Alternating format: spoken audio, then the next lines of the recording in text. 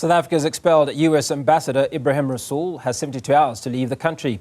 Dirco spokesperson Chrispin Phiri says South Africa will maintain its diplomatic relations with the US and will continue engaging the White House administration. To unpack this further, we're joined by governance analyst Professor Zwelinzima Ndevu. Prof. Ndevu, good to speak to you. Now, what does this mean for South Africa's diplomatic relations with the United States? Good afternoon to you and good afternoon to your listeners. I think this expelling a diplomat or an ambassador would mean that there is complete breakdown in the relationship. There is really conflict in terms of positions that one is taking, and is normally a last resort after there has been engagement, there has been early warning signs. So this would then mean for South Africa that they would have to go back and engage with their colleagues, try and rebuild the relationships with their colleagues from America, but also to find out what might have broken the camel's back, what might be the instances or incidents that might have led to this. We would remember that the United States is one of our biggest trade partners, and you would not want to completely disconnect from such a partner. So I think it would be prudent for our government to go and engage with them and find an amicable solution. Could this impact trade or security cooperation between the two nations? If it's not dealt with, if it's not addressed, it could certainly impact on our trade agreements with the United States of America. But what would normally happen in instances like this would be that the parties would come together and discuss these issues. And they might suggest that bring somebody else because the Americans are not happy with the ambassador, Ebrahim Rasool, but not necessarily with South Africa in this case. And they are singling him out as the person that they don't want in their country. So it might be that through the engagement, South Africa might try and mend relationships and try and reprimand their person or bring a different person in the post. Some analysts, Professor, have said that whether or not Ambassador Rasool said anything, it was going to happen, right? He was walking a tightrope of sorts, but he's also an ambassador, an individual who's expected to deal appropriately with such situations and not make some of the statements that he's made. Your take on this? I mean, how much of it lands squarely on the shoulders of Ambassador Rasool? Look, when you are an ambassador, you need to conduct yourself in a certain manner. You don't represent your personal views. You might feel strongly about certain things, but one should remember that they represent their country's views. They try and nurture the relationship with the country that is hosting them because they are there on the behest of that country. So they want to ensure that there is strong relationship.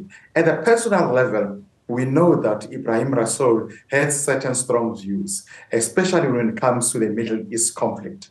And he has made his views publicly before he was reappointed as the ambassador to the United States of America. So that might have contributed to what we are seeing. So it's not a one event, the lecture that he gave or the input that he gave to different think tanks from South Africa that we're engaging with him, but it might be a culmination of a number of events that have led ultimately to this particular issue. So it does have, yes, it does have to do with this personal role and the person that you have there, because also the kind of person that you have posted in a particular country is important, that is aligned with the vision of the country in what they want to see with that mission in that particular country. So let's look at two scenarios. First is, how is President Cyril Ramaphosa likely to deal with this diplomatic fallout with the United States? And secondly, what happens to Ebrahim Rasool? Look, these two scenarios are interlinked in a sense that President Ramaphosa has an obligation to engage with the United States of America through the International Relations Office. So that department would have to engage with the United States of America and ultimately find out what are the issues, how those issues can be resolved.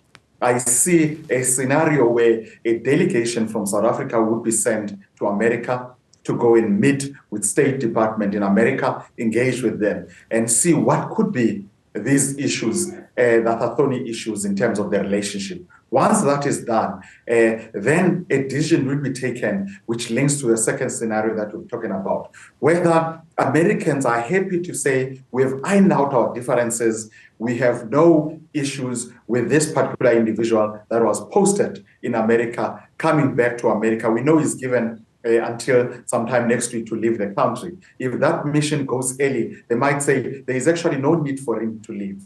Or it might be that out of those discussions, then Americans says, we feel uncomfortable with having this particular individual. That would forces the president to then appoint a different person to be an ambassador in America. So these two scenarios that we've talked about are interlinked. What the second scenario would be dependent on the outcomes of the conversation, the consultation that the South African government would do with the American government. Okay, final thoughts on this, Professor Ndevu, is the South Africa's international relations policy. They've obviously find themselves on the back foot as far as relations with the United States is concerned, and primarily because of how they've dealt with Russia in the past, and certainly issues around Israel and Palestine. Is there an inclination, are these signs, will South Africa have to amend or alter its international relations policy, particularly with the United States? I think you are correct that they found themselves in this challenging situation because of the views that they've taken on a number of issues. This is not always something bad. Remember, countries are allowed to have their independent positions in terms of world or geopolitical issues. But what we have seen since this administration, this new Trump administration, is that South Africa has been a target on a number of issues, or have been, especially with the closing of funding for MPOs, health, and so forth and so forth.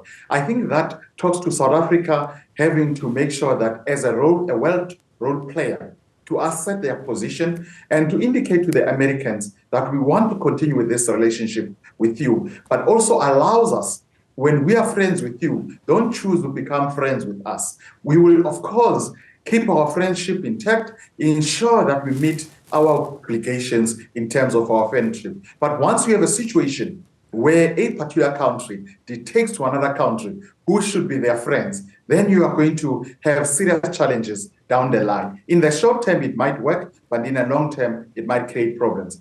I think, in a nutshell, South Africa must assert its position and ensure that Americans are aware of the position of South Africa in the geopolitics. To what end, though? Because we've just talked about America being South Africa's biggest trading partner, right? So let's talk about South Africa and them asserting their position. Let's talk about several other countries. I mean, you talk about Canada, you talk about Mexico, that have all asserted their positions, and we look at the implications of the trade barriers that have been put in place by Donald Trump.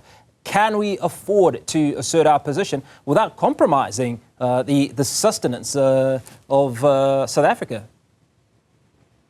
I think in the short term, a short answer is that we will not be able to afford that in the short term. But in the long term, there are possibilities that we could be able to look at other markets, other options and possibilities in terms of trade agreements and trade markets. But in the short term, we do need Americans to understand that we're a sovereign country. We can take positions that suits our own needs as a country. And this must be done in a manner that talks to cooperation, in the manner that talks to, for example, if you talk about the Middle East, South Africa's position being around the issue of human rights, around ensuring the sovereignty of different countries, and so forth and so forth. So our position must be clear that it is not a position that we are taking because we want to side with this one country over the other, but it is informed by these principles that we talk about in South African context, where we want to ensure that there is freedom of movement, freedom of association for different countries, and so forth and so forth. So if we assert our position in that way, I think it will be better received by the Americans than talking about our allies because of other reasons other than ensuring that we talk about these universal principles that everybody accepts. Governance analyst Professor Zwelinzima Ndevu, always great to speak to you as South Africa, Pretoria, finds itself handling a hot potato with Washington on the expulsion of Ambassador Ebrahim Rasool.